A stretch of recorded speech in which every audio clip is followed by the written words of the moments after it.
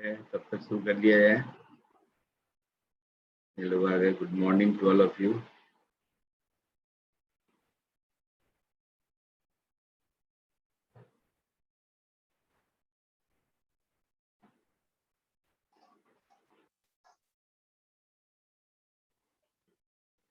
Good morning, sir.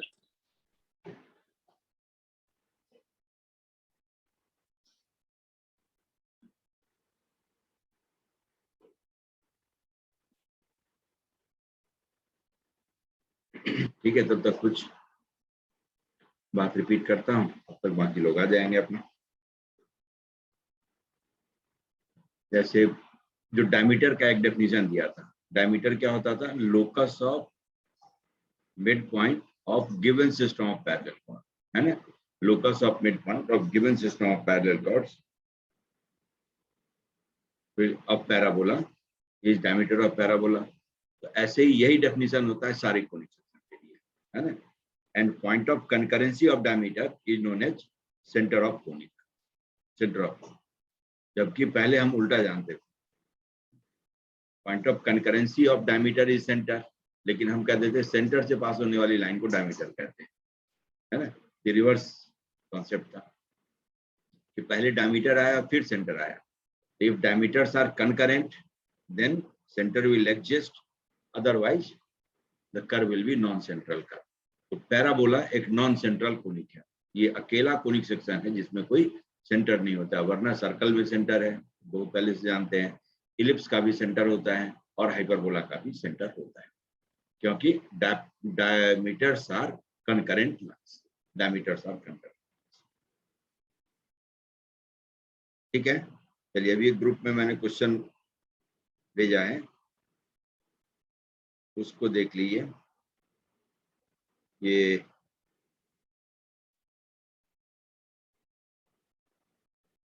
Pair of lines का question है, हालांकि आसान है। जैसे इस तरह से पूछा तो घबराने की जरूरत नहीं, कि कह रहा है find the equation of lines passing through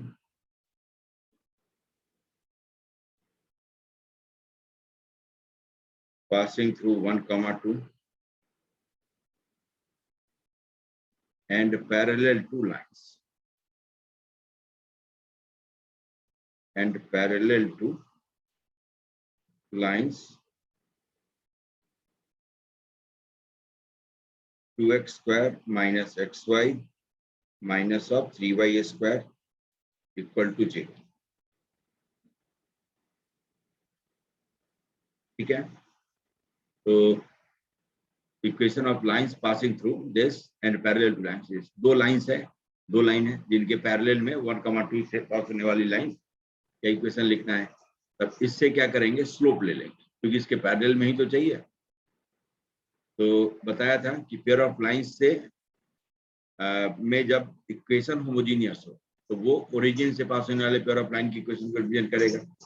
तो ये जिस दो लाइन के इक्वेशन को रिप्रेजेंट करता है उसका फॉर्म किस तरह का है, y इक्वल टू mx, और इसी में m की दो वैल्यू रखेंगे तो दोनों लाइन की कंबाइंड इक्वेशन आ जाएगी।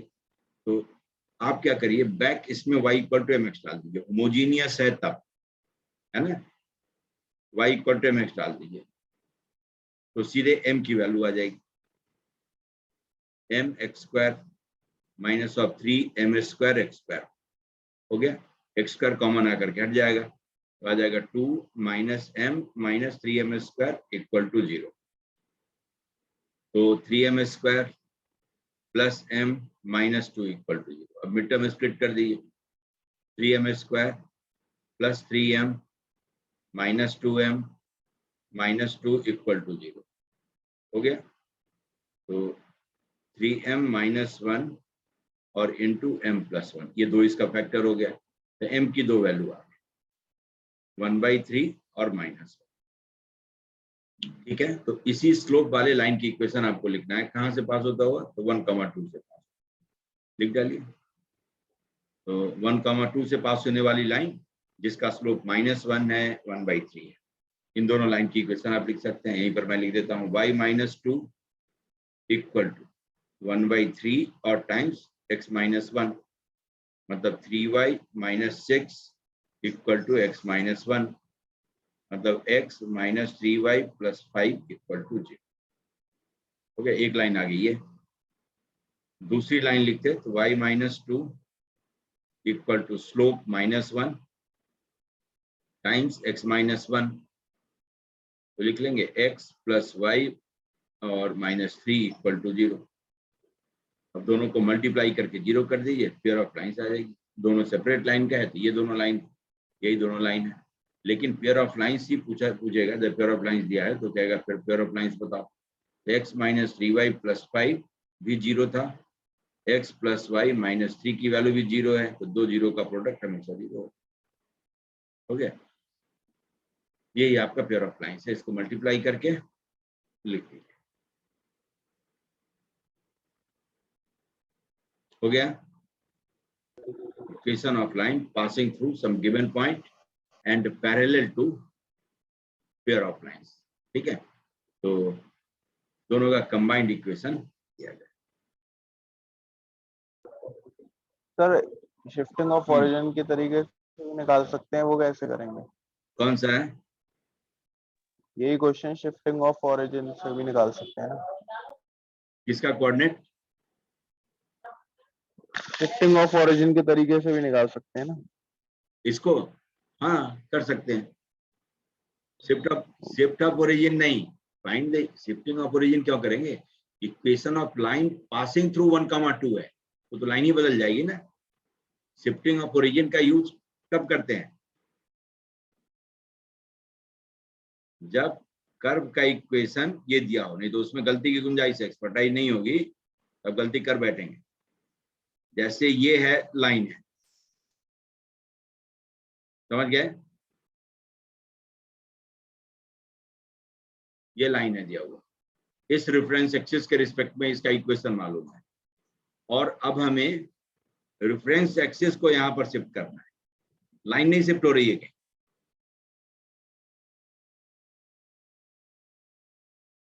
ठीक है, तो इस कैपिटल एक्स और कैपिटल वाई के टर्म में इसका इक्वेशन लिखना है। समझ गए? इसका पॉइंट ऑफ इंटरसेक्शन 1,2 है, 1,2 है, तो यहां पर 1,2 किसके रिस्पेक्ट में था? ओरिजिनल एक्सिस के रिस्पेक्ट में। तब इस सिस्टम ऑफ एक्सिस के रिस्पेक्ट में इसका इक्वेशन आप लिखते हैं तो शिफ्ट ऑफ ओरिजिन का यूज करते हैं।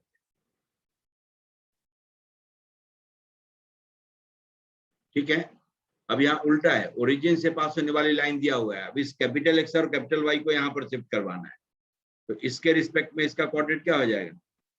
-1, -2। तो सीधा फॉर्मूले में डालने की कोशिश मत करिएगा। समझ गए क्या करना है? अभी इस एक्सिस, ऐसे एक्सिस के रिस्पेक्ट में इक्वेशन दिया हुआ है, और आपको कह रहा है कि 1,2 उसका कोऑर्डिनेट हो जाए, ऐसा पॉइंट ऑफ इंटरसेक्शन बनाओ। तो इसका तो ओरिजिन को यहाँ पर लाना होगा, जो स्मॉल एक्स स्मॉल वाई का ओरिजिन है वहां पर, तब इसके रिस्पेक्ट में पॉइंट ऑफ इंटरसेक्शन का कोऑर्डिनेट 1,2 हो। ठीक है, तब जो h और k लेते थे 1 और 2 नहीं होकर के -1 और -2 होगा, वो डालेंगे तब भी आ जाएगा। समझ गए कि स्मॉल एक्स को लिखते थे capital x plus h, small y को कैपिटल वाई प्लस के।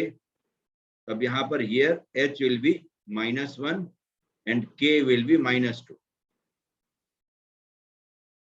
यहाँ पॉइंट ऑफ इंटरसेक्शन का ही नाम अलग है ना, पॉइंट ऑफ इंटर लाइन अलग जगह से पास हो रही है, उसके पैरेलल में लाइन ही चेंज हो गई, पैरेलल में लाइन को शिफ्ट करवाया है, एक्सिस वहीं का वहीं। ठीक है, तो शिफ्ट ऑफ एक्सिस उसको नहीं कहते हैं।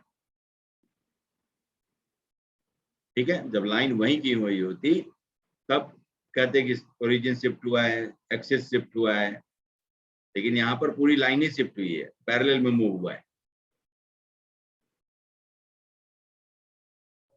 थोड़ा कंफ्यूजन हो रहा है, समझ गए?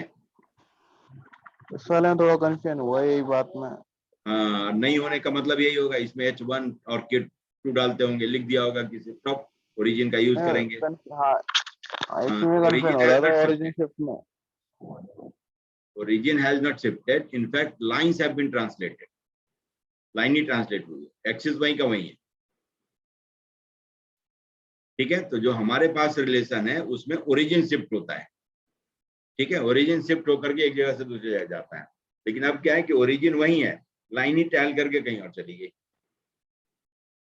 समझ गए? तो जो भी सब्स्टिट्यूशन करते थे उसमें दोनों कोऑर्डिनेट का साइन चेंज करते हैं, क्योंकि अपोजिट मूवमेंट हो रहा है।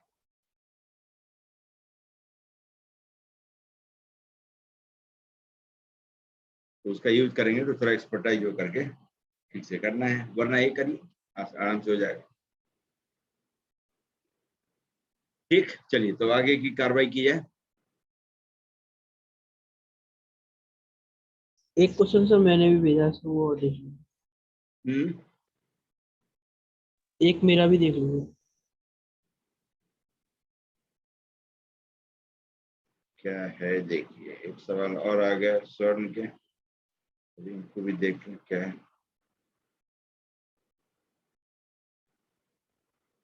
तब तक लोग जग जाएंगे, है ना। देखिए क्या था, the circle passing through, question पढ़ लीजिए, ग्रुप में भेज दिया मैं। द सर्कल पासिंग थ्रू, क्या कहता है, 1, -2 एंड टचिंग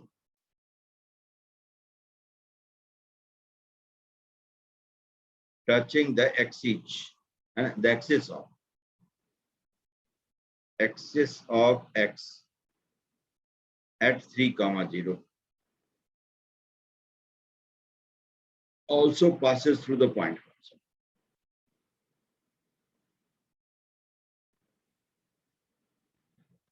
कौन कौन सा, बहुत सारे पॉइंट से पास हो गए नहीं। देखिए जो कह रहा है आपको 1, -2 मतलब नीचे है ना, 1, -2 यहाँ पर 3, 0 ऐसा काम हमने किया, मैं याद दिला देता हूँ अभी आपको। ये है 3, 0 पर एक्स एक्सिस को टच करने वाला सर्कल जो कहां से पास होता हो, 1, -2 से पास। यही सर्कल चाहिए हमें, और 1, 2 से -2 से पास होता है, इसका मतलब नीचे ही होगा, ऊपर नहीं हो सकता। ठीक, तब क्या करते हैं, equation of family of circle लिख लीजिए। पॉइंट सर्कल एक लिख सकते हैं, x-3 square plus y square equal to 0, ये s हो गया। लाइन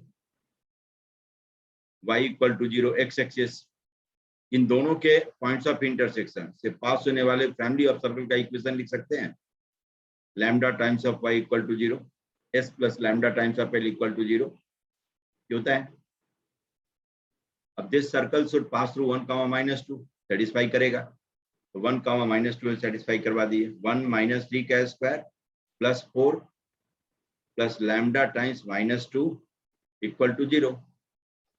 इसका मतलब 2 लैम्डा इक्वल टू कितना आ गया, 4 + 4 8, लैम्डा की वैल्यू आ गई 4। नहीं, लैम्डा की वैल्यू 4 आ गई तो सर्कल अपना तैयार हो गया। x-3 का square plus y square plus 4y, तो y + 2 का स्क्वायर लिख देता हूं इक्वल टू 4। हो गया, ठीक है। x-3 का स्क्वायर प्लस y + 2 का स्क्वायर, क्योंकि लैम्डा की वैल्यू 4 आ गई तो 4 दोनों साइड ऐड करके यहां से सर्कल आप ऐसे लिख सकते हैं। अब सेटिस्फाई करवा के देख लीजिए किससे पास होता है, नहीं होता है, हो जाएगा। देखिए 2, -5, सॉरी पहले क्या है, -5, 2 नहीं चलेगा क्योंकि 4 तक तो लाना है। 2, -5 तो 2 हो गया 1 और -5 मतलब 3 का स्क्वायर। 5, -2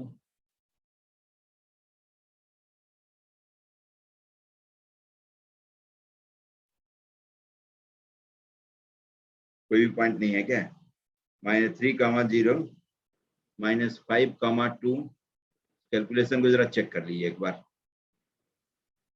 4 + 4 ठीक है 8, और y आपका -2 ही है, -2 लैम्डा, लैम्डा इक्वल टू 4 आ गया। ठीक, लैम्डा 4 आ गया तो x माइनस 3 का स्क्वायर प्लस y प्लस 2 का स्क्वायर इक्वल टू 4।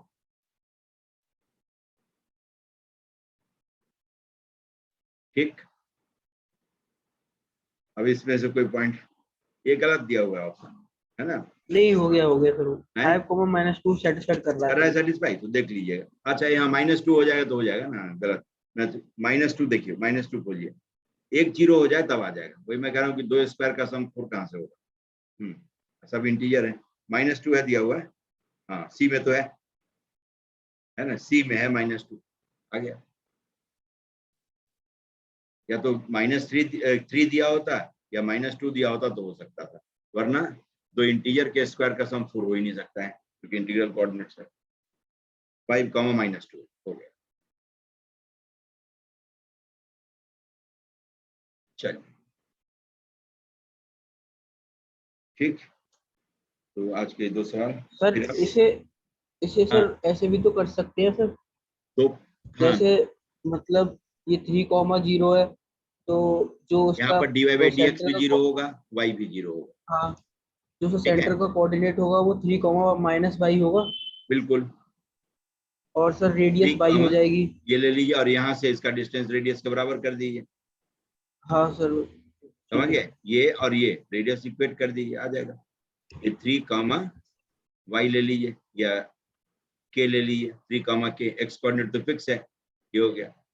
ठीक, अब इन दोनों पॉइंट के बीच का डिस्टेंस को c कह दें और इसको p कह दें। किसके बराबर होना चाहिए? k के बराबर, मॉड k के बराबर। cp equal to mod k, है ना? इसे सॉल्व कर लीजिए।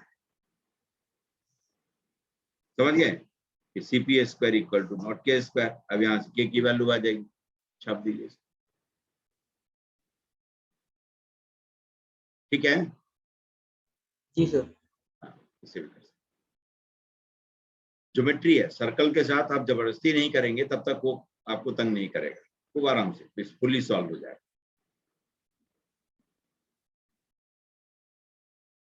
ठीक, तो चलिए नेक्स्ट काम। अब कहां तक पहुंचे थे? डायमीटर, है ना? Diameter of parabola. डायमीटर के बारे में हमने देख लिया था कि diameters are concurrent lines, sorry parallel lines. Diameters are lines parallel to axis of parabola. यहीं से पैराबोला की रिफ्लेक्शन प्रॉपर्टी भी निकल के आती है ना? पैराबोला की जो रिफ्लेक्शन प्रॉपर्टी है,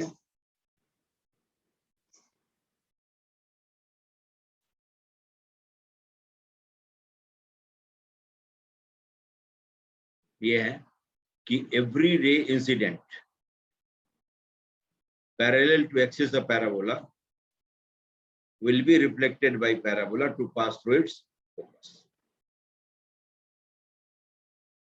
ठीक है, चूंकि सेंट्रल कोनिक है नहीं, सेंट्रल कोनिक ये है नहीं, तो इस तरह से जितनी लाइट रेज आप इस पर इंसिडेंट करवाएं तो रिफ्लेक्शन के बाद ये सारी लाइट रे कहां से पास होगी? फोकस से पास, जिसको यूज करके आप सोलर एनर्जी हार्नेस करते हैं। जैसे इस पॉइंट को मैं ले लूं 80 स्क्वायर, 280। क्यों ऐसा मैं कह रहा हूं? ये 280, इस टेंजेंट का पॉइंट ऑफ इंटरसेक्शन एक्सिस के साथ -80 स्क्वायर, 0। ठीक है, ये वाली लाइन हो गई y equal to 280, x axis के पैरेलल लाइन है। y equal to constant, y equal to 280। अब यहाँ पर नॉर्मल ड्रॉ कर देते हैं, तो ये एंगल ऑफ इंसिडेंस है, तो ये एंगल ऑफ रिफ्लेक्शन अभी हमें मालूम नहीं है क्या है नहीं है। दोनों इक्वल हो जाए तो एक इंसिडेंट रे हो जाएगा और दूसरा रिफ्लेक्टेड रे। अभी मैंने एक पैरेलल लाइन ड्रॉ किया, उसको एक रे की तरह दिखाया, फिर point of intersection with curve से फोकस को ज्वाइन करने वाली लाइन ड्रॉ की, इसको हमने रिफ्लेक्टेड की तरह दिखाया। अभी मालूम नहीं है हमें, लेकिन ये आई और इसको आर कहें। अब ये दोनों इक्वल हो जाए तो बात बन जाएगी। ठीक, तो देखिए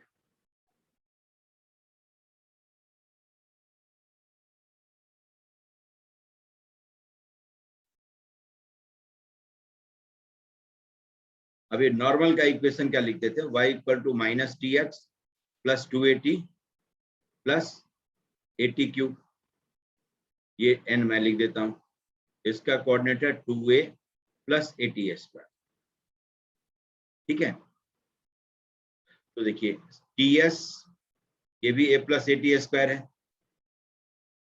ns ये भी a प्लस 80a स्क्वायर है ना, क्योंकि फोकस का कोऑर्डिनेट है a, 0 और n का है 2a plus 80a square, 0, y coordinate तो 0 ही होगा। तो दोनों के x कोऑर्डिनेट को सब्ट्रैक्ट कर दिए, दोनों पॉइंट के बीच का डिस्टेंस आ जाएगा, तो a प्लस 80a स्क्वायर ये भी हो गया। और ps होता ही है a plus 80a square, ps equal to pz, ये लिखते ही है ps इक्वल टू pz, ये भी होता है a प्लस 80a स्क्वायर। तो सब बराबर है, तो देखिए ps और ns ये दोनों इक्वल हैं, ps और ns ये दोनों इक्वल है। तो थोड़ा मैं क्या करके बनाया था,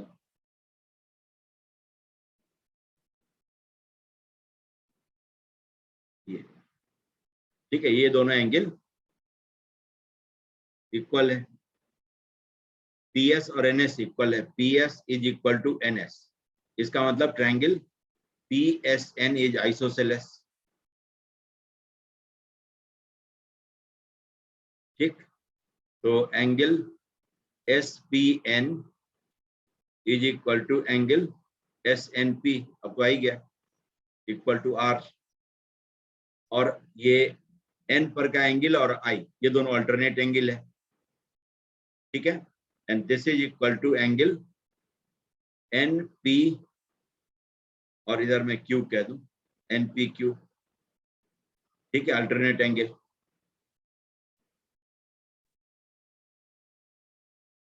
ये दोनों equal, therefore I equal to R आ गया। तो इसका मतलब ये है कि every ray incident parallel to axis of parabola will be reflected by parabola to pass through its focus, है ना। तो सन रेज जो है ऑलमोस्ट पैरेलल बीम्स है, तो क्या करते हैं, पैराबोला टाइप का, पैराबोला नहीं, टू डायमेंशनल चीज नहीं, 3 डायमेंशनल फिगर, ये इसी को एक्सटेंड करके 3 डायमेंशनल शेप दे दें और उसका इसी तरह का कहीं पर भी क्रॉस सेक्शन ले और ऐसा ही आ जाए, तो उसको कहते हैं पैराबोलाइड। ठीक है, तो उस पैराबोलाइड को एक रिफ्लेक्टर बना करके उस पर सन रेज को इंसिडेंट करवाएं, तो सन रेज वहां से रिफ्लेक्ट होने के बाद कहां पर आकर के कंकरेंट होंगी, हर सन रे को फोकस के करीब में ही, मतलब चूंकि पूरा एग्जैक्टली पैरेलल तो है नहीं, लेकिन बहुत दूर से रेज आ रही है, तो उसको आप ऑलमोस्ट पैरेलल बीम्स की तरह ट्रीट कर सकते हैं, ऑलमोस्ट पैरेलल कह सकते हैं। तो उसका जो पॉइंट ऑफ ये होगा कन्वर्जेंस, वो पॉइंट ऑफ कन्वर्जेंस नहीं, एक रीजन ऑफ कन्वर्जेंस होगा, एक रीजन में आकर के वो सारी लाइट रेज मिलेंगी, लेकिन लाइट रेज ही इतनी ज्यादा है कि उस रीजन का टेम्परेचर बढ़ा देता है, और टेम्परेचर बढ़ा दिया तो वहां से आप हीट एनर्जी को बाकी सारे डिफरेंट फॉर्म ऑफ एनर्जी में कन्वर्ट कर सकते हैं। तो पैराबोलिक रिफ्लेक्टर इसी प्रिंसिपल पर काम करता है, सोलर एनर्जी हार्नेस आप इसी से करते हैं, है ना। तो इसका टेक्निकल यूज भी है, इसलिए इस पर कभी भी पूछ सकता है, कभी भी दे सकता है। ठीक, उल्टा फोकस पर एक लाइट सोर्स रख लें, मान लीजिए रोशनी की कमी है, एक ही चिराग है और पूरे घर में रोशनी करनी है, तो भी पैराबोलिक रिफ्लेक्टर आपके काम आ सकता है। आप क्या करिए, उस पैराबोलिक रिफ्लेक्टर के फोकस पर तो थोड़ा आगे पीछे करके उसको एडजस्ट करके रखिए लाइट सोर्स को, जैसे ही फोकस पर आप रखेंगे तो उसमें से जो रिफ्लेक्शन के बाद जो लाइट रे जाएंगी वो पूरे घर को उजाला कर देगी, है ना, क्योंकि every ray incident parallel to axis of parabola has to pass through focus. So if light source is placed at focus, then every ray emanating from it will be reflected by parabolic reflector to convert it in parallel beams. तो एक दूसरे को beam interfere नहीं करेगा, तो सब independent source आपको दिखेगा, इंडिपेंडेंट सोर्स दिखेगा, तो पूरे घर में रोशनी हो जाएगी। ये भी काम है इसका।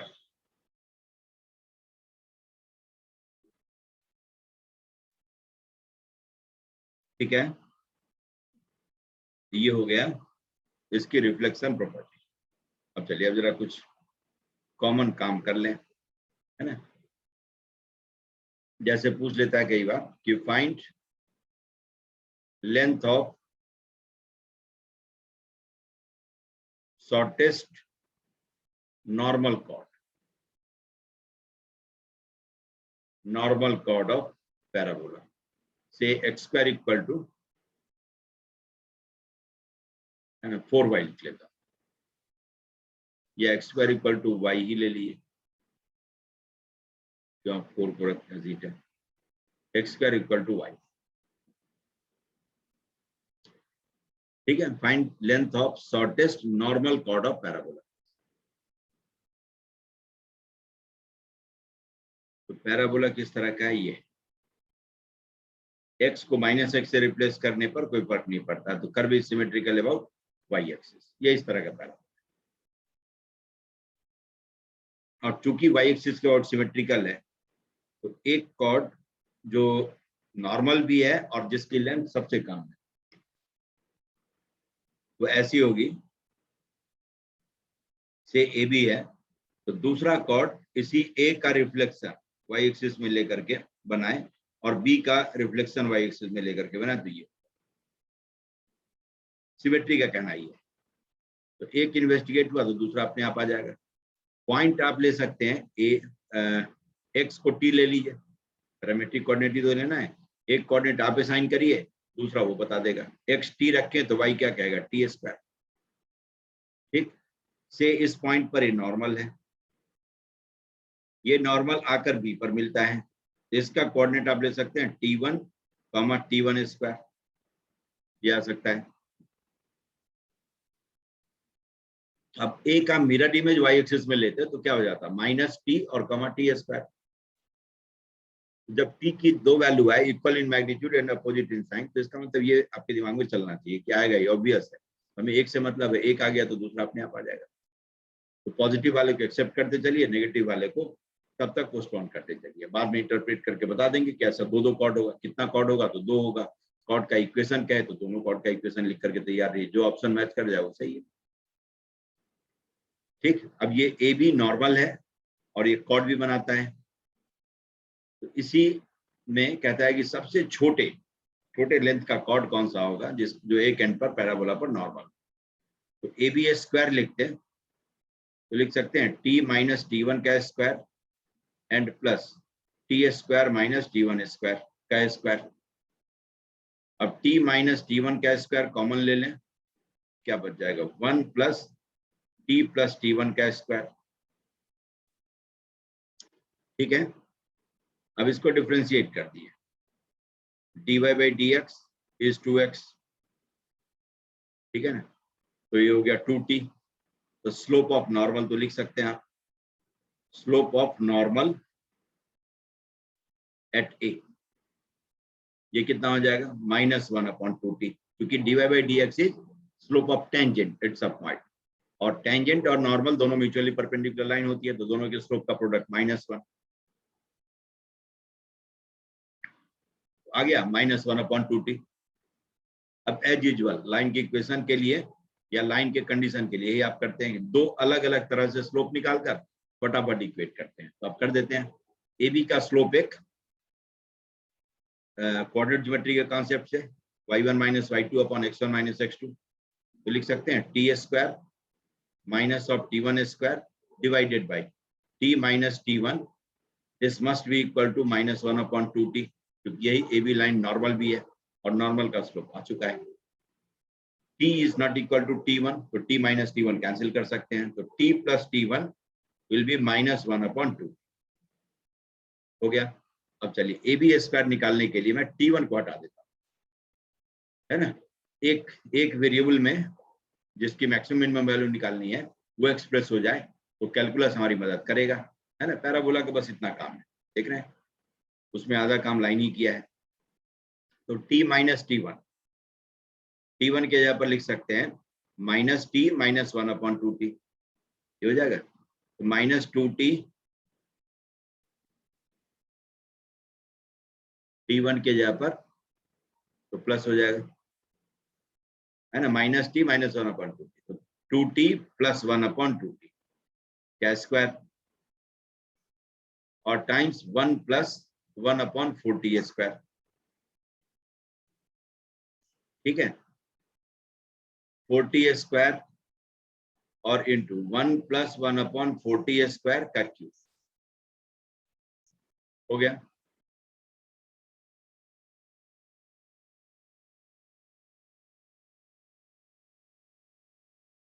ठीक है, ए बी स्क्वायर ये आ गया, से इसको एल कहते हैं।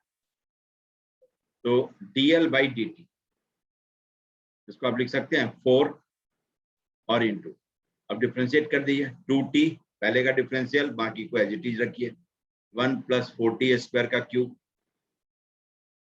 ठीक है, प्लस टी स्क्वायर और इंटू 3 टाइम्स 1 + 1/4t स्क्वायर का स्क्वायर और इंटू अब इसका 1 का डिफरेंशियल 0, 1/4 तो रहेगा ही, और माइनस टी रेज पर -2 का, -2 और upon t cube, -2 t raise पर -3 होता, टी क्यूब मैंने लिख दिया, हो गया।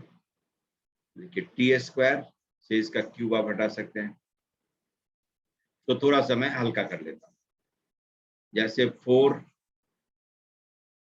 ये 2 से 4 को भी कैंसिल कर सकते हैं, 1 + 1/4t स्क्वायर का स्क्वायर, ये कॉमन आता है, दोनों में है, बाहर कर लीजिए इसको, तो बचेगा क्या 2t और इंटू 1 + 1/4t स्क्वायर, एक फैक्टर, फिर -3/2 और नीचे t, एक की बच गया, टी क्यूब का क्यूब कैंसिल हुआ,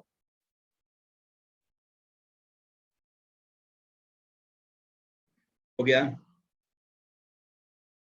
तब इसको आप लिख सकते हैं 4 और इंटू 1 + 1/4t स्क्वायर का स्क्वायर, और क्या आ जाएगा 2t एंड प्लस 1/2t और -3/2t, ठीक है। तो समझिए 1/2t और 2t कॉमन है, तो 1 - 3/2t ये आ गया।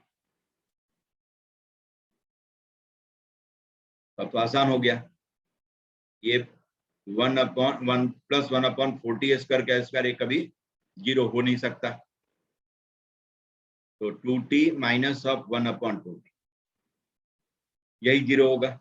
तो फॉर मैक्सिमम और मिनिमम, देख रहे हैं question, dl by dt must be 0, तो -1/t है। 2 जाएगा, -1/t होगा ना, 2 गलत से, हाँ 2 तो गया, -2/2 हो गया। तो dl बाई dt को 0 करेंगे तो क्या आएगा, 2t - 1/t इज 0, इसका मतलब टी स्क्वायर की वैल्यू कितनी आ गई, 1/2, मतलब t देख रहे हैं ऑब्वियसली एज एक्सपेक्टेड, ये उम्मीद भी थी, प्लस -1/√2, है ना, ये हमने पहले ही सोच दिया था कि ऐसा आएगा और आ गया। तो t पॉजिटिव के लिए सॉल्व करते हैं, ठीक है। तो t = 1/√2 के लिए देख लीजिए क्या है, t की वैल्यू 1/√2 है, यहाँ पर डेरिवेटिव 0 है। अब t की वैल्यू 1/√2 से ज्यादा रखें तो पॉजिटिव हो जाएगा, देख रहे हैं, इस t की वैल्यू बढ़ गई और इस t की वैल्यू बढ़ गई, तो जिसे सब्ट्रैक्ट करना है उसकी वैल्यू कम हो जाएगी और ऐड करना है उसकी वैल्यू बढ़ जाएगी, तो इसका मतलब dl by dt will be positive. If t is taken less than 1/√2 then negative. तो डेरिवेटिव नेगेटिव से पॉजिटिव जाए तो कैसी वैल्यू होगी, मिनिमम की मैक्सिमम, ये शेप क्या बताता है कि t = 1/√2 पर इस L फंक्शन की मिनिमम वैल्यू है कि मैक्सिमम, मिनिमम। मिनिमम नहीं, ऐसे कटोरी के शेप का हो तो मिनिमम, ऐसे क्रेस्ट वाला होगा तब मैक्सिमम, है ना, ये मिनिमम। तो देयरफॉर फर्स्ट डेरिवेटिव टेस्ट यही होता था, therefore L is minimum at t = 1/√2, तो ऑब्वियसली -1/√2 पर भी वही होगा। तो आप बता दीजिए, आप जो पूछ रहा हो, t की वैल्यू आई गई है, तो t की वैल्यू क्या कहता है, फाइंड लेंथ ऑफ, लेंथ कह रहा था, इसमें t के जगह पर 1/√2 डालकर बता दीजिए, ab² सिंपलेस्ट फॉर्म में जो ये है इसी में डाल दीजिए, t स्क्वायर के जगह पर हाफ, है ना, t is 1/√2 या ±1/√2, तो t स्क्वायर इज हाफ, तो L मिनिमम जो हो जाएगा आपका, L minimum will be equal to कितना, 4 बाहर में है, 4 × 1/2, ठीक है, टाइम्स 1 + 1/4t स्क्वायर तो 1/2 का क्यूब, यही था 4t² 1 + 1/4t² का क्यूब, तो सीधा t² इक्वल टू हाफ डाल दिया, है ना। तो ये भी कैंसिल होकर के आ गया, तो 2 और इंटू 3/2 का क्यूब 27/4। ठीक है, ये हो गया मिनिमम लेंथ। और अब उस कॉर्ड का इक्वेशन क्या है तो भी आप निकाल सकते हैं। ए का कोऑर्डिनेट आ गया, स्लोप पहले ही टी के टर्म में आया हुआ है, तो पॉइंट मालूम था, स्लोप मालूम हो गया। स्लोप आप लिखेंगे तो -1/√2 ये हो जाएगा, है ना। और टी माइनस रखेंगे तो प्लस, ये स्लोप हो जाएगा। स्लोप ऑफ ए बी और A डैश B डैश, है ना, ये दो जो प्लस माइनस 1/√2 देख लेना है, साइन अकॉर्डिंगली ही रखना है। और कोऑर्डिनेट ए का वैसे ही लिखना है, 1/√2 रखेंगे तो ए का आ जाएगा, -1/√2 रखेंगे तो A डैश का आ जाएगा, है ना। A डैश का कोऑर्डिनेट होगा -t, t²। तो इस तरह से length of shortest normal cord आप निकाल सकते। ठीक, तो इस बार देखिए, इसमें पैराबोला के साथ साथ कैलकुलस का भी यूज हो गया। अब ये नहीं पूछना, डिफरेंशिएशन से पूछा ही नहीं क्वेश्चन, मैक्सिमम मिनिमम नहीं पूछा, है ना, कम पूछा। तो ऐसी स्थिति में रिपोर्टिंग जो होती है इस तरह की इमेच्योर रिपोर्टिंग, वो उसके पीछे वजह यही होता है। ठीक है, क्योंकि पूछ दिया, हमें पता ही नहीं चला कहाँ पूछा हो। पैराबोला में पूछ लिया डिफरेंशिएशन, मैक्सिमम मिनिमम, है ना। तो जब एक्सक्लूसिव क्वेश्चन वही नहीं दिखता है तो कहते हैं इस टॉपिक से क्वेश्चन नहीं था, जबकि होगा सबका। ठीक है, ऐसे ही देखिए, ऐसे ही एक और काम करिए, कहते हैं कि prove that the two parabolas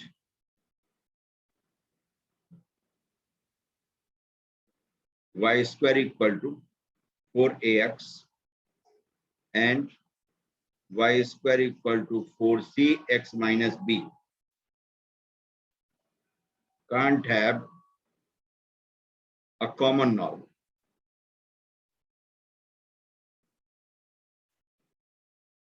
Can't have a common normal other than axis. एक axis तो है ही, other than axis, क्योंकि दोनों का axis x axis है, दोनों में y को -y से रिप्लेस करने पर कोई फर्क नहीं पड़ता है। तो both curves are symmetrical about x axis other than axis and unless b/a - c is more than, ठीक है, b/a - c is more than। ठीक है, ये हो जाए तो एक्सिस के अलावे भी कॉमन नॉर्मल होगा, वरना सिर्फ एक्सिस ही कॉमन नॉर्मल। ठीक है, और एक्सिस दोनों का कॉमन एक्सिस जो है एक्स एक्सिस,